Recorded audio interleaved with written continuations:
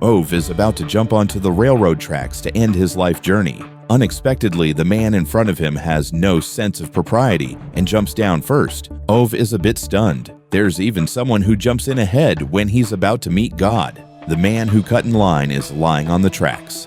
At this moment, the train is approaching and will arrive in 30 seconds. However, the people behind all look indifferent. Instead of going to help, they are taking pictures with their mobile phones. Ove takes a quick step and jumps down. He helps the man who cut in line up. That man has already lost consciousness. Ove uses a lot of strength to drag him up and shouts, Only then do the people start to move. The man who cut in line is dragged up, but Ove is now standing on the railroad tracks. Finally, he can continue with his plan this time. Finally, he can find his peace. Ove is ready to embrace the end. Honey, I'm coming. The train is whistling urgently right in front of him. Ove looks at a little boy and thinks of his own childhood when his father died in an accident like this. Ove starts running towards the platform, but the train has already arrived. Can Ove make it up? Ove is actually determined to leave this earthly world. He's the neighborhood manager. In the eyes of his neighbors, he has an eccentric personality. After his wife passed away, he wants to be reunited with her. Look, he's whistling while tying his tie properly, putting on some perfume, putting on the blue suit that his wife liked. He steps on a stool and sticks his head into the blue loop that's already been prepared. Ove closes his eyes. Just when he's about to take that final step with the stool, a burst of noise comes from outside the window and interrupts him. Who is it? Don't you know I'm occupied? He angrily unties the loop and rushes out of the house. He sees a car. The owner of the car says after hearing that he's just a new neighbor who has just moved here, and he wants to reverse the car into the garage. Unexpectedly, with his poor driving skills, he smashes Ove's mailbox. Ove can't bear it and shouts, "Did you fail the third subject of the driving test? Watch me."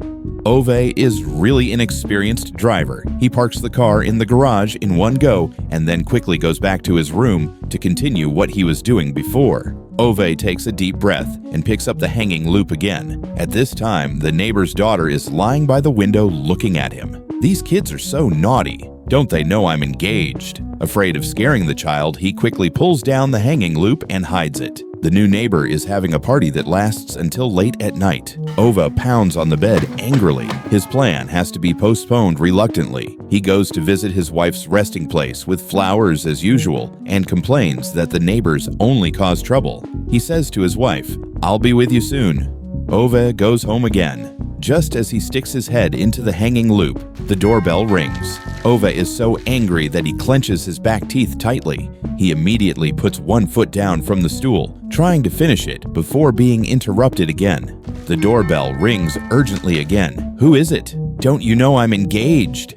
He pulls down the loop with force and pushes the door open. It's the two little girls from the neighbor's family bringing him chicken to express their gratitude. Ove has to calm down his temper. The neighbor also asks him to borrow a ladder and some tools to repair the house. A woman also comes to Ove and asks him to help repair the heating. Ove just tells her to drain the water from the heating by herself. Ove is the man who loves his wife the most in the world. Once they mention his wife's name, Ove shouts, "Shut up! Get out of here, all of you." He doesn't want to hear anyone talking about his deceased wife. He slams the door and goes back home. Looking at his wife's photo, he tries his best to calm himself down. Smelling the scent of his wife instantly brings his memories back to the past.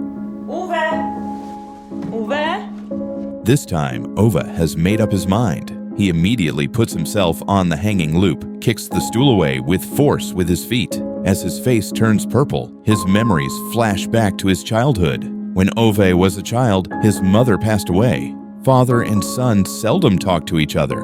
Ove went to visit his father at the railway where he worked. Seeing his father waving at him, he excitedly ran towards his father. Just at that moment, his father's face suddenly changed. He shouted for Ove to get away from the tracks, but Ove didn't hear clearly at all. The train was about to hit Ove. Fortunately, he stepped out of the tracks in time and saved his life. His father rushed over hurriedly, looking at the train that had just missed him. His father hugged Ove tightly in his arms for the first time. From then on, it aroused Ove's longing for family affection. He hugged his father all day long and didn't let go. When Ove grew up, he took the train's supervisor examination and got excellent results. His father was beaming with joy. With these results, you can have a good position. In the next second, with a bang, his father was directly knocked flying. Up to this memory, suddenly the loop breaks and Ove fails to achieve his intention again. He comes to his wife's resting place again and says, "I'm going to help those people before I depart." He goes to the woman, Anita's house, to repair the heating and meets Anita's husband, who is also Ove's good friend, Rune. The two of them used to be inseparable friends, but because they liked different car models, they had a disagreement. The stubborn two fell out at that time, but now Ove is about to make that decision. He says goodbye to his friend. "I'm departing from this life to join my wife." He thought Rune couldn't hear him. At this moment, Anita comes back and says that he can hear, and his mind is still clear, but he just can't speak. Ove is ready to go home to meet his final destiny. At this time, his good friend grabs the water pipe in his hand. "Aren't you paralyzed and unable to move?" Yes, Rune doesn't want Ove to take that path, but Ove has made up his mind firmly. He shakes off Rune and leaves. He comes to the garage to prepare for his next attempt. There will definitely be no one to disturb him in the garage. He uses a pipe to send the car exhaust into the car, whistles while sealing the gaps of the car door properly, and then gets into the car. He starts the car, plays music, closes his eyes comfortably, and waits for what's to come. The car is immediately filled with exhaust gas. Just when he's about to face the consequences, Ove falls into memories again. After his father passed away, Ove took over his father's job. Without his father's protection, he was surrounded by colleagues who snatched his watch. Ove remembers that his father told him not to be too cowardly. Ove throws a punch and gets his watch back. The officials also wanted to demolish his house on the grounds of illegal construction and wall damage. Ove repainted the whole house. Kind-hearted Ove didn't get the kindness he deserved back.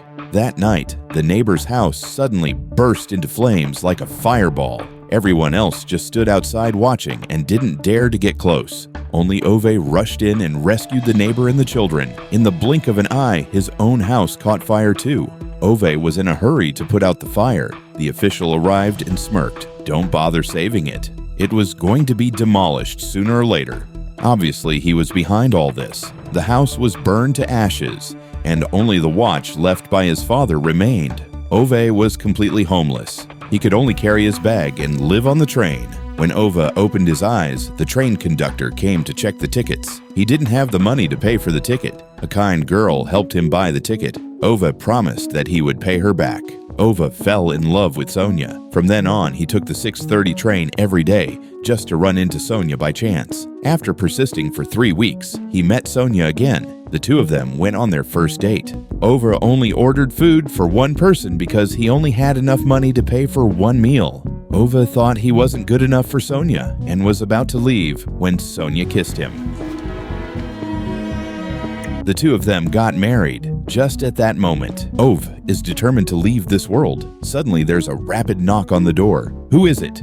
"Don't you know I'm occupied?" He's extremely angry and starts coughing violently. He pushes the garage door open with force and accidentally bumps into the neighbor, Parvenet's nose, making it bleed. Parvenet says that her husband Patrick has fallen off the ladder and broken his leg and needs Ove's help to take them to the hospital. Ove is dead set against it, but seeing that Parvenet is pregnant and doesn't have a driver's license, he has no choice but to drive the family to the hospital. When they arrive at the hospital, Parvenet directly leaves her 2 daughters for Ove to take care of. Ove has always had a short fuse, but when it comes to children, he always tries to meet their needs. He takes the storybook and starts reading to the girls. The girls think it's too dull, so Ove reads it in the voice of Mr. Bear. Just as he makes the girls laugh by imitating the bear's growl, a clown shows up. Ove uses his the last coin to ask the clown to entertain the girls. As soon as they leave the hospital, he gets a parking ticket.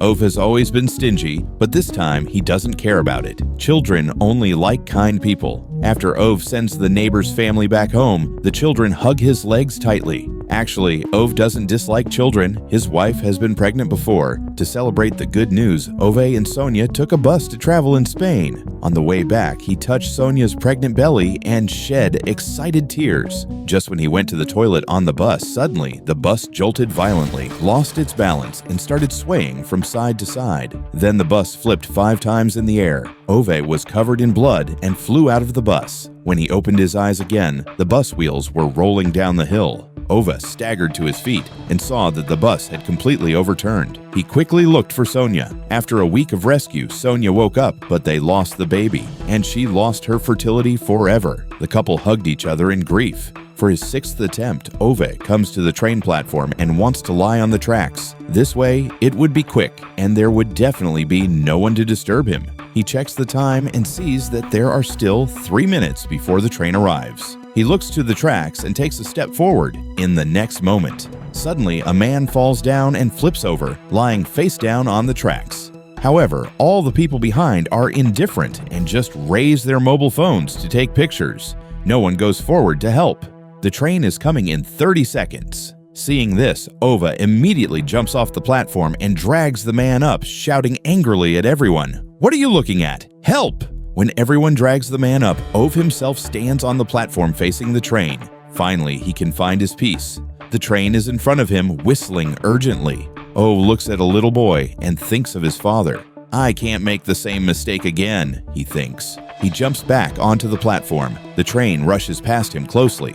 Another attempt fails. He goes back to the community and sees someone abusing a little kitten. Ove saves the kitten again. He brings the kitten to visit his wife, saying, "I have to get rid of the kitten first before I can come to you." But then he holds the kitten in his arms. He always says he hates cats, but every day he gives the cat canned food with extra meat in it. Pervane asks Ove to teach her how to drive. When she drives on the road for the first time at the traffic light, she can't even start the car. When driving on the road, never underestimate beginners.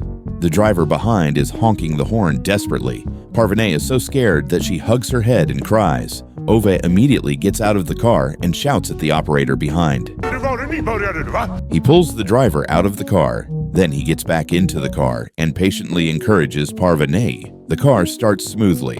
Ove thinks of his wife again. After Sonia recovered from the car accident, she got a teacher's qualification certificate in a wheelchair, but no school hired her because there was no disabled access. Ove tried his best to appeal to the Education Bureau. He built the disabled access by himself. Finally, Sonia became a teacher. Although she taught the worst class at first, under her guidance, all the students of the class were admitted to famous universities. In the evening, Parvane goes out and asks Ove to take care of her children. Ove has a great time with the children. The next day, a white shirt drives into the community. Ove quickly stands in front of the car to stop him. Seeing Ove blocking his way, the white shirt exposes all of Ove's old scars. "You're always causing trouble. You've been crazy since your wife died. Why don't you just go and die?" Ove breaks down instantly and runs back to his room crying. He makes up his mind to meet his wife again. This is Ove's 7th attempt to meet God. He's made up his mind to call it quits with a bang this time. Worried that the cat will be frightened, he's surrounding the house with plastic sheets. Just as he is about to put the gun against his forehead and pull the trigger, the doorbell rings out of the blue. "Who is it?" "Don't you know I'm occupied?" It's a student of his wife who asks to stay. Ove is reluctant and refuses at first. Another student says Ms. Sonia was always willing to help others. As soon as Ove hears it was related to his wife, he immediately agrees. The next day, the student makes breakfast for Ove. Ove feels the warmth of having someone at home. The students also accompany him to patrol the community. Ove is happy to have someone with him.